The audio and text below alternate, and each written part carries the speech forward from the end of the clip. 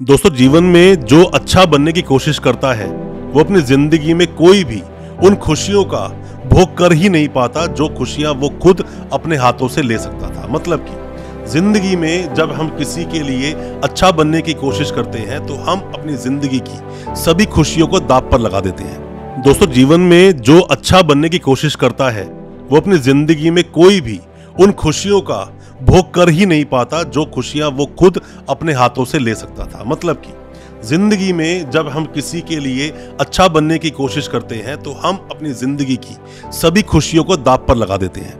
दोस्तों, एक छोटा बच्चा होता है, बच्चे कोई फर्क नहीं पड़ता कौन अच्छा समझेगा कौन गलत समझेगा। हम बोलते हैं कि बेटा किसी के सामने आपको ये चीज नहीं करनी है वरना आपको लोग गंदा बच्चे की श्रेणी में डाल देंगे। या फिर कई सारे लोग ऐसे होते हैं जो कि अपने प्रोफेशन में, जब टीचर्स होते हैं, टीचर्स को आप देखो पढ़ाता है वो, तो उसकी एक वैल्यू होती है, मतलब कि एक फेस वैल्यू है।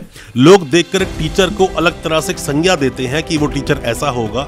वही टीचर चाहता है रात को ड्रिंक करना, चाहता है स्मोक करना, चाहता है पार्टी में जाना, डिस्क में एंजॉय करना, पर नहीं कर पाता। क्यों नहीं कर पाता? अगर मैं जाऊंगा मेरे स्टूडेंट्स देख लेंगे तो क्या कहेंगे। ऐसा ही कुछ होता है नेताओं के साथ में। नेता चाहता तो बहुत कुछ है, नेता चाहता है कि वो भी पार्टियां करे, वो नाइट पार्टीज में जाए, बाहर जाए, वो अपनी फैमिली के साथ जाए या बाहर जाए अपने फ्रेंड्स के साथ जाए, एंजॉय करे लाइफ को, पर कर नहीं पाता। क्यों?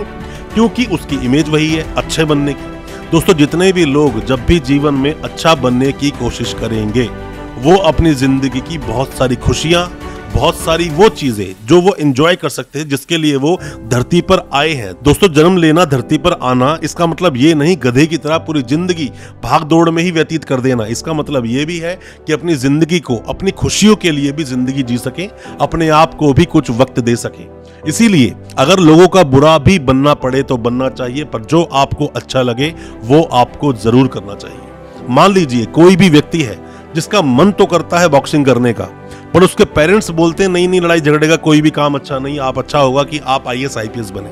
क्या उसको वो खुशी मिलेगी? बिल्कुल नहीं मिलेगी। अपनी जिंदगी, पूरी जिंदगी वो सिर्फ और सिर्फ यही सोचकर गुजार देगा, काश मैं बॉक्सर बन जाता। दोस्तों, मैं आपको एक छोटी सी कहानी के जरिए आज आपको बताऊंगा कि दिल आपका अगर कुछ करने का करता है तो आपको वही करना चाहिए जो आपके लिए बनाया गया। कुदरत ने आपको अलग बनाया है, कुदरत ने हर किसी व्यक्ति को, हर किसी इंसान को अलग बनाया है। और आप सोचे कि नहीं मैं लोगों की तरह जीवन को व्यतीत करूंगा, लोगों की तरह जीवन को जीऊंगा, तो जीवन कुछ कर नहीं पाएंगे। ग्रांडमा मोसेस एक नाम मैं आपको बता रहा हूँ। ग्रांडमा मोसेस के बारे में आप कभी पढ़ना अगर आपको वक्त मिलेगा तो। ग्रांडमा मोसेस क्या करती है कि उसको पेंटिंग बनाने का बड़ा शौक था। पेंटिंग बनाने का शौक था। जब वो जवान हुई तो उसके बाद शादी कर दी गई। हालांकि उसने अपने पेरेंट्स को बोला कि मैं पेंटिंग करना चाहती हूँ, पेंटर बनना चाहती हूँ, मैं चाहती हूँ इसी को, पेंटिंग्स को आगे लेकर जाना, बट उसके पेरेंट्स ने उसकी शादी कर दी। शादी कर दी, उलझ कर रह गई अपने हस्बैंड के साथ में बच्चों के साथ में। बच्चे बड़े हुए, बच्चों के बच्चे हुए, फिर वो अपनी ओल्ड एज में चली गई। ग्रांडमा मोसेस जिसको हम बोल रहे हैं, जिसके बारे में भी बात कर रहे हैं, जब उनके हस्बैंड की डेथ हो गई, उनके हस्बैंड की डेथ होने के बाद में जब वो बुजुर्ग अवस्था में थी, तब उनको याद आया, क्योंकि उनके पास करने के लिए कुछ था ही नहीं, बात करने के लिए कोई था नहीं, लोग उनसे मिलते नहीं थे, तो उन्होंने एक पेंटिंग बनाने की सोची। क्योंकि फिर से दिल में तो वही था कि करना वही था, तो उन्होंने पेंटिंग एक बनाई। पेंटिंग बनाई, 2-4-5 पेंटिंग्स बनाई। पेंटिंग बनाने के बाद कोई उसको बाहर ले गया, बाहर ले जाने के बाद लोगों को दिखाई। तो दोस्तों, मैं आपको एक बात, बड़ी ही हैरान करने वाली बात आपको बताऊंगा। ग्रांडमा मोसेस जो पेंटिंग करती थी, एम्ब्रॉयडरी की पेंटिंग वो किया करती थी। और दोस्तों, मैं आपको बताऊं कि 78 साल की अपनी एज के बाद जब दोबारा से उन्होंने पेंटिंग करनी शुरू की तो अपने देश में जो सर्वश्रेष्ठ, उनके देश में जो सर्वश्रेष्ठ आर्ट गैलरी थी उसमें उस पेंटिंग को लगाया गया।